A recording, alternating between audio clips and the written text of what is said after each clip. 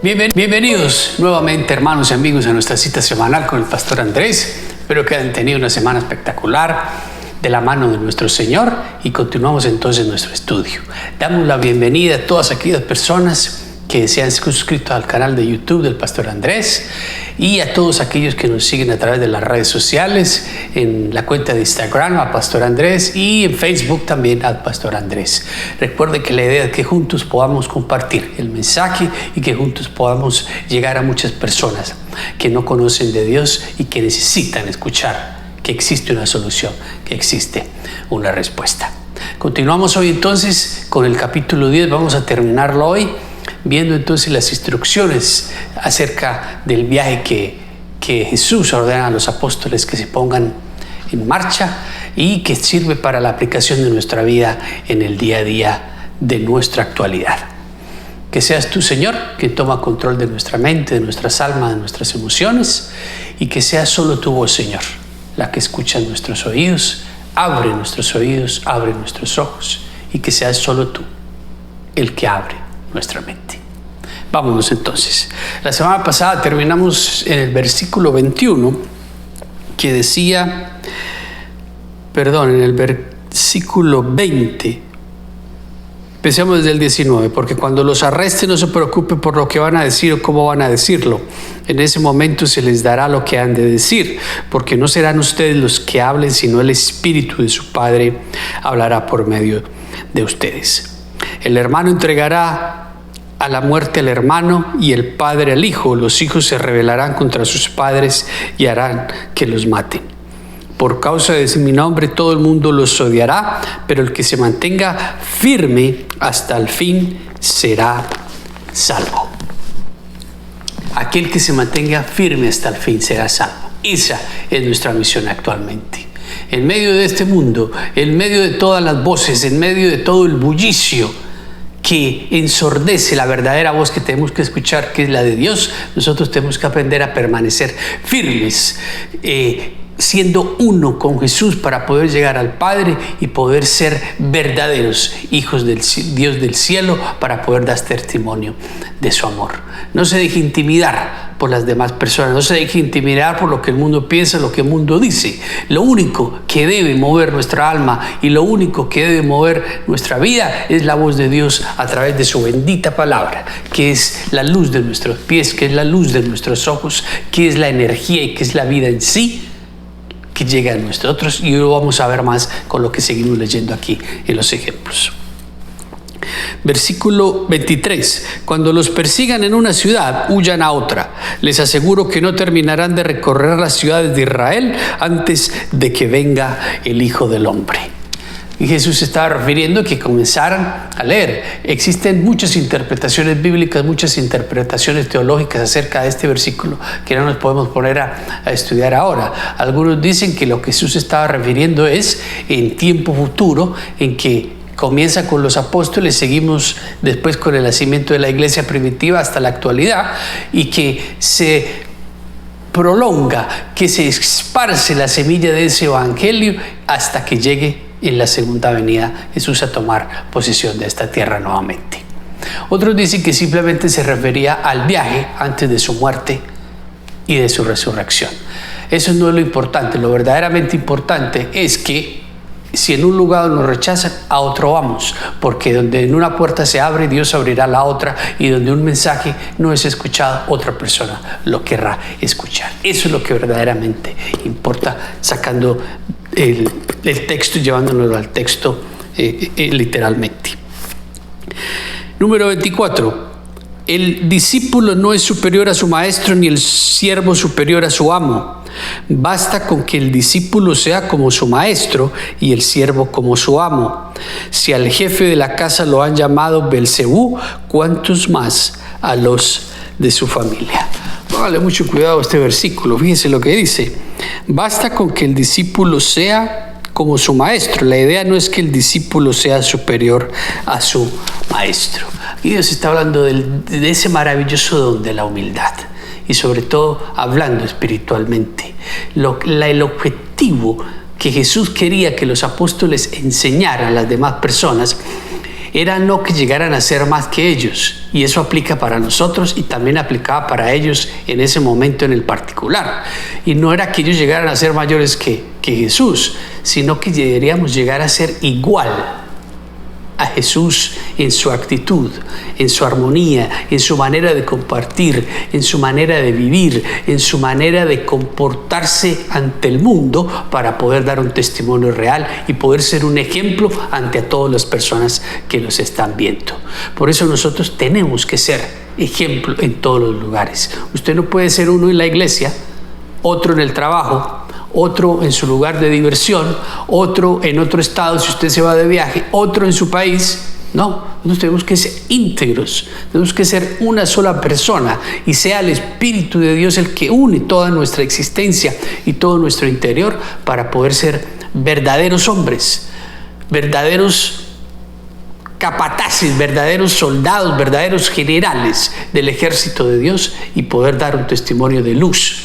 Porque usted no sabe quién nos está viendo o quién nos está escuchando. Y a veces pensamos que si hacemos así y nadie que vemos por ahí no lo conozco, eso es suficiente para poder darme la autorización de comportarme de la manera que no es. Y fíjese lo que dice al final de ese versículo. Dice: si al jefe de la casa lo han llamado Belcebú, cuánto más a los de su familia. Aquí hace referencia a Jesús cuando lo acusan.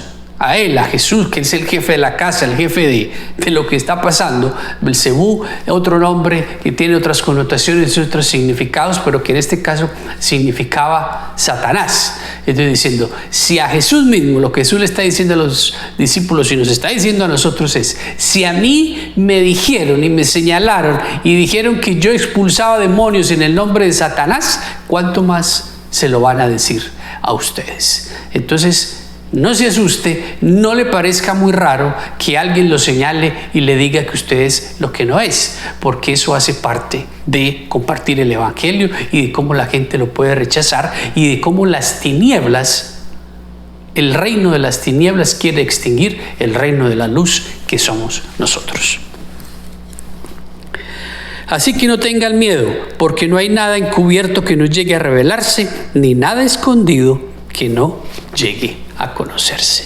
Fíjense la importancia de la vida, de la integridad de cómo vivimos nosotros, que no tenemos nada que esconder, que tenemos que ser unos hoy y mañana, los mismos en la noche que en la mañana. Podemos ser mejores espiritualmente, pero las mismas personas. No podemos pretender tapar nuestros pecados, pretender ser unos en la casa, otros en la calle, o unos en la iglesia y otros en otro lugar. Tenemos que ser la misma persona, y solo Dios, a través de su Espíritu, puede darnos ese tipo de integridad, porque es la luz de su palabra la que guía nuestra vida, la que guía nuestros pasos, y que cada decisión que tomemos sea conforme a su palabra, y que cada decisión que tomemos sea de acuerdo a lo que Dios dice en su palabra, para entonces siempre coger el camino correcto que nos lleve ¿a dónde?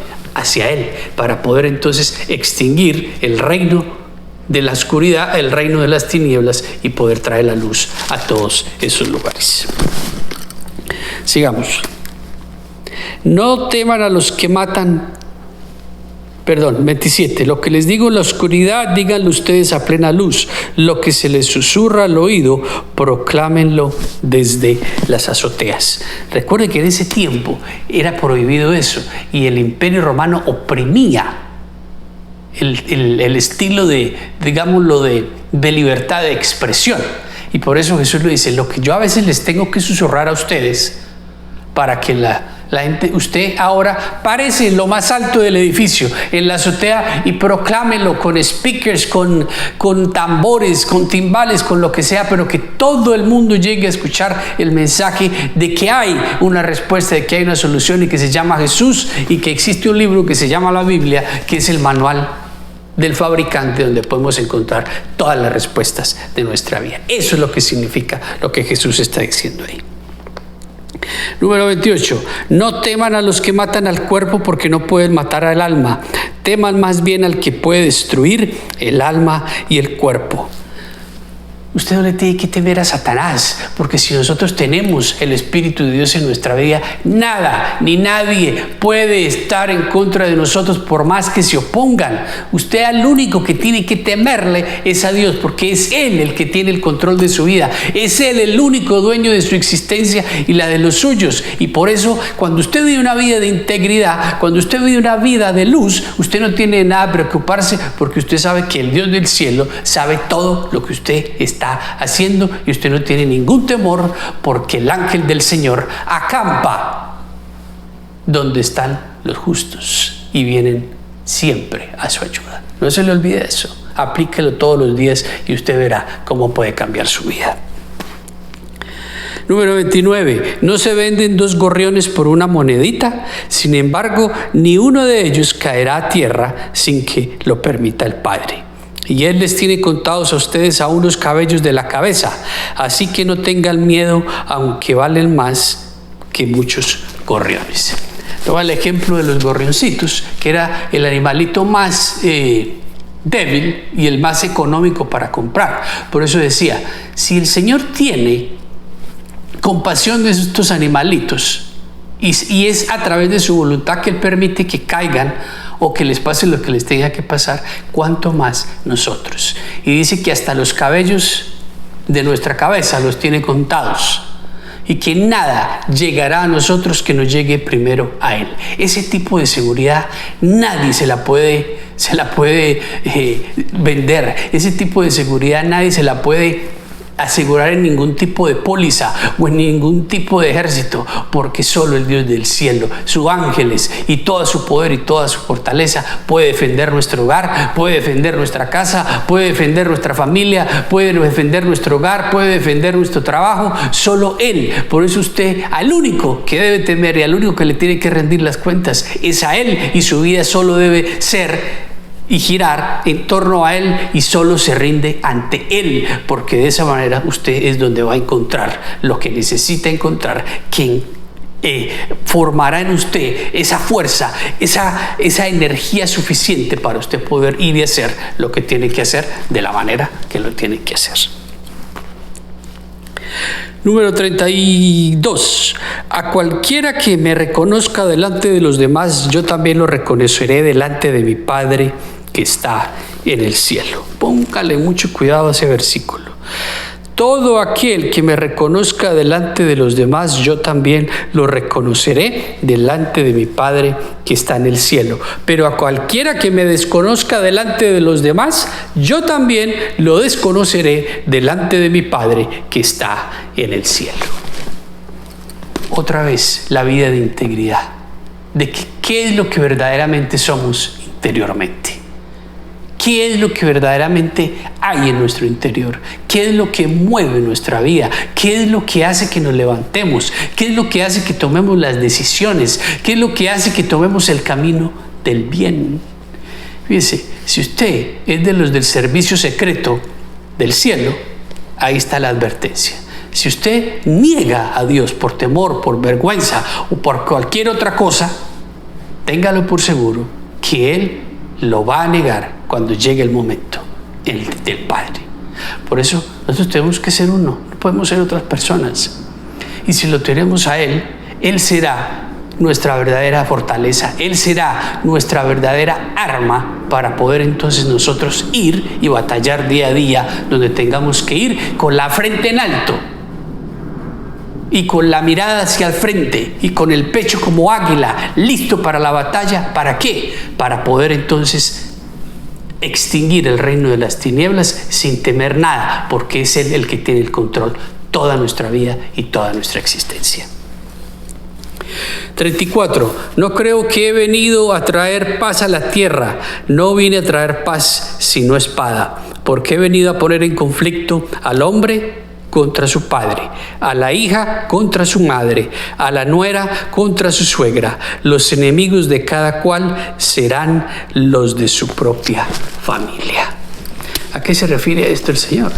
Que hay ocasiones cuando no somos capaces de vivir conforme a lo que Dios nos está dando, entonces pretendemos tener una vida que no es. Y cuando dice que pondrá a la hija o al hijo en contra del padre y todo eso, lo que él está diciendo es que en ocasiones nuestra propia familia será los primeros que se interpongan a nuestra fe. Y si usted por temor niega su fe, usted por temor a lo que lo señalen, o a que su mamá se ponga bravo, o a que su papá se ponga bravo con usted, o a que su abuelita que recita cualquier cantidad de otras oraciones, pero usted necesita hacer eso, entonces usted tiene temor, da 3 pasos atrás y niega lo que usted verdaderamente es. Por eso usted no puede negar al Señor, usted no puede negar lo que Dios le ha puesto en sus manos, usted no puede negar lo que Dios ha hecho, la transformación que Él ha hecho en su vida, y simplemente por quedar bien, o simplemente por no pelear,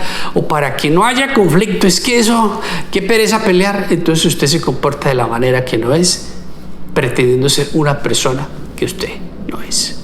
También ocurre cuando una persona ha llegado al Evangelio, ha llegado a los pies de Dios, pero todavía no da el paso por completo, y entonces está tibio y juega entre el sí y el no, entre lo caliente y lo frío, y entonces va de un lado al otro, una semana sí, la otra no, esta semana más o menos, 2 nada.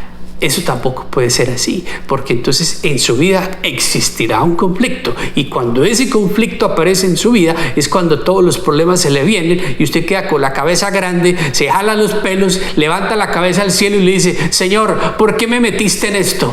¿Por qué me pasa esto a mí?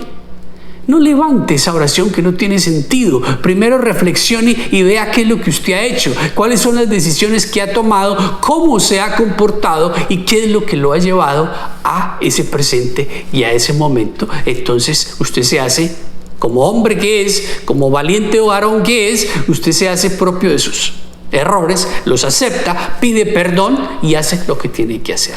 Y ahí no queda la historia. Fíjense lo que sigue en el número 37. El que quiere a su padre o a su madre más que a mí, no es digno de mí. El que quiere a su hijo o a su hija más que a mí, no es digno de mí. Y el que no toma su cruz y me sigue, no es digno de mí. ¿Qué quiere decir esto? Que en muchas ocasiones